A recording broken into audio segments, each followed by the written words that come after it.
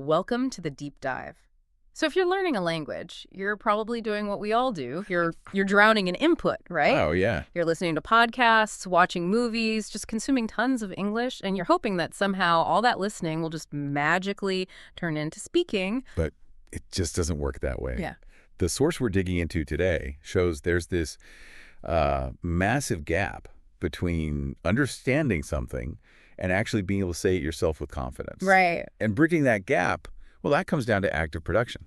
We're diving into a really practical resource today. It's called Mastering English Rhythm, 5-Day Shadowing Challenge, Day 3. Okay. And this is not about theory. It's a very clear prescription built on one core idea. Just listening to English is not enough. You have to, as they say, speak, speak, speak. So that's our mission for this deep dive. We want to distill the philosophy, the actual mechanics, and what I found fascinating, the psychological side of this technique. Mm-hmm. We're talking about shadowing, which the source describes in a way I just love. It's like being an echo. That echo metaphor is just perfect. Because it's not just about copying the words. That's the whole point. Right. When you shadow the right way, you're focusing on the rhythm, the stress on certain words, and what they call the music of every sentence. You're not just repeating, you're replicating the entire sound of a native speaker. That makes so much sense. We think of language as this, purely mental thing. A brain exercise. Exactly, like a translation puzzle. But this frames it as something physical, almost like a sport. So before we get into the specific exercises, let's talk about the philosophy here, because it's really different from how we're taught to learn things. It is. And the absolute most important thing is this total dedication to habit over, let's say, heroism. The source calls it the golden rule of consistency. Okay, what's the rule? The claim is that 5 minutes of practice every day is much better than 1 hour once a week. If you're listening right now, 5 minutes feels like nothing. It feels like you couldn't possibly make progress. So why? What's the thinking behind that? Well, it's all about memory and habit. If you do one huge intense hour, you might feel good, but those neural pathways you just built, they start to fade pretty fast without any reinforcement. Ah, I see. But 5 minutes every single day that consistently fires up the motor circuits in your brain for speech. It's really just the ritual. The act of showing up is what builds the skill. It's about building the muscle memory, not just cramming. You're training what the source calls your English muscles, right? Exactly. You're teaching your mouth, your jaw, your breath, a whole new choreography. Wow. And that daily repetition leads right into the second and I think most liberating idea from this source. You have to embrace your mistakes. Okay, this is where I get a little skeptical. I mean, all of our schooling teaches us that mistakes are bad. They're failures you need to fix immediately. Right. But this challenge seems to say, no, go ahead, make them. How does that even work? It completely flips the script. Yeah. The whole point is to get over that paralyzing fear of sounding wrong, because that fear is what stops people from ever speaking at all. The source literally says, mistakes are even better than being perfect, because mistakes are the clearest sign that your brain is actively learning and processing new information. That's a powerful reframe. So an error is just proof that your brain is trying to make a tough connection, which is better than staying silent. Yes. But if I keep making the same mistake, aren't I just practicing it into a bad habit? See, that's the elegant part of shadowing. You're not practicing the error, you're practicing the effort. They state very clearly, the goal is not a perfect British or American accent. The goal is just expression. Okay.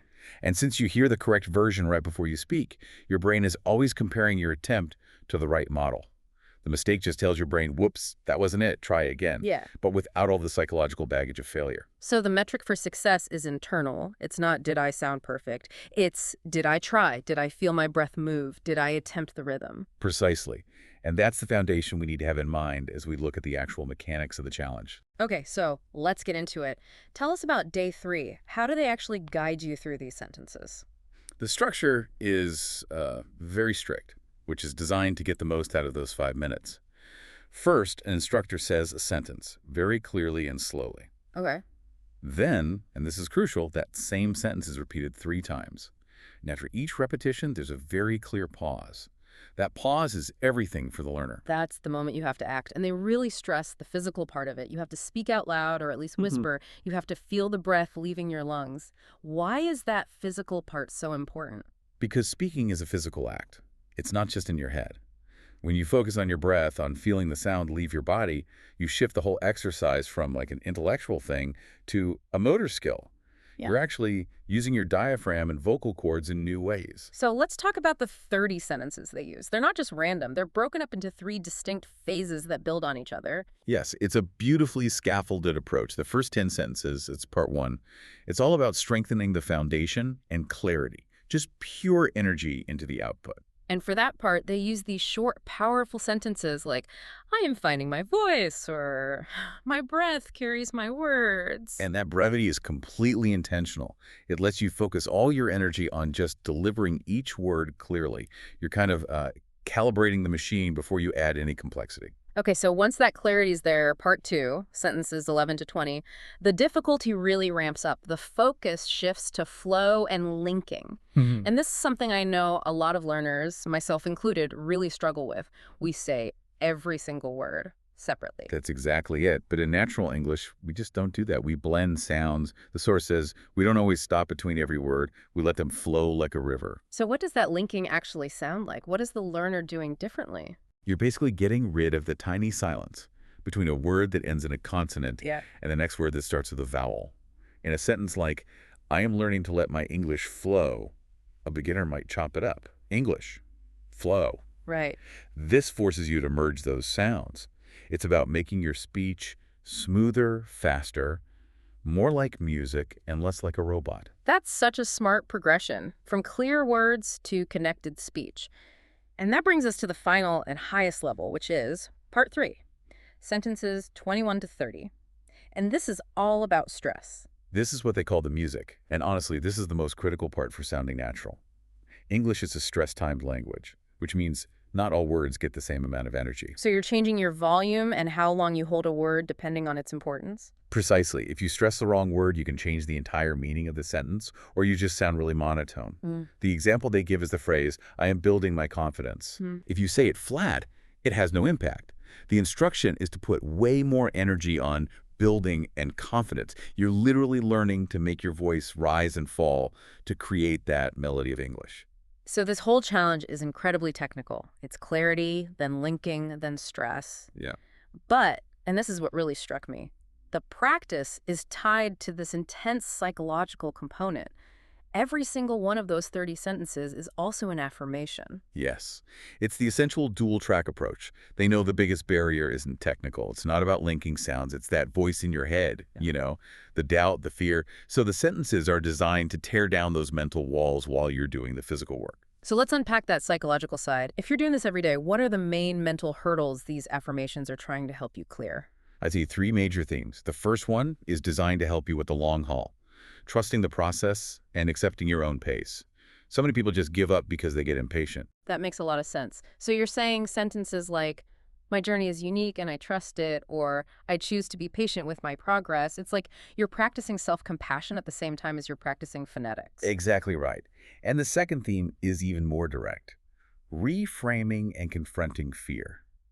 Anxiety can literally freeze your muscles, make it impossible to speak. So this forces you to say out loud that you have power over it. So you are literally speaking the words, I am stronger than my fear of speaking. Just the physical act of saying that has to have some kind of psychological effect, right? You're rewiring your emotional response. It creates a cognitive link. You're connecting the physical act of speaking with the mental statement of being resilient. A sentence like, I am not afraid of the sounds I make, just hits that self-consciousness right on the head. It acknowledges the fear and then dismisses it. So if you get past the impatience and you get past the fear, where does the journey end? It leads to the third and final theme, which is self-acceptance. This is the real victory. By the end of the challenge, you're practicing maybe the most important affirmation of all. I am enough and my English is enough. Wow, that is incredibly powerful because it just dissolves that need for a perfect accent. If my English is enough, then I'm free to just express myself, which is the whole point. And that acceptance is then tied directly to a future vision. The source makes sure your 5 minutes of daily struggle feels important. You say things like, I am building a bridge to my future self, and I'm creating a life where I speak freely. So for you, the learner, listening to this, it becomes clear that this is about so much more than pronunciation. The physical reps, the clarity, the linking, the stress, they only work if you're also doing the mental reps of patience, courage, and self-acceptance. That holistic view is the whole takeaway. Fluency isn't one thing. It's a system. It's technical skill, physical coordination, and maybe most importantly, a strong psychological mindset. Because repetition is the secret, but you can't repeat if you don't have resilience. So, to pull it all together, this shadowing challenge breaks down language mastery into these small daily steps.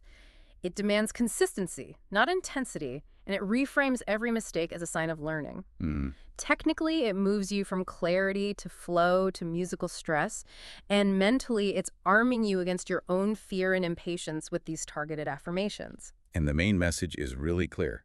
Repetition is the secret to becoming stronger and more confident. The victory isn't some far-off goal. As the source says, my effort today is the key to my success.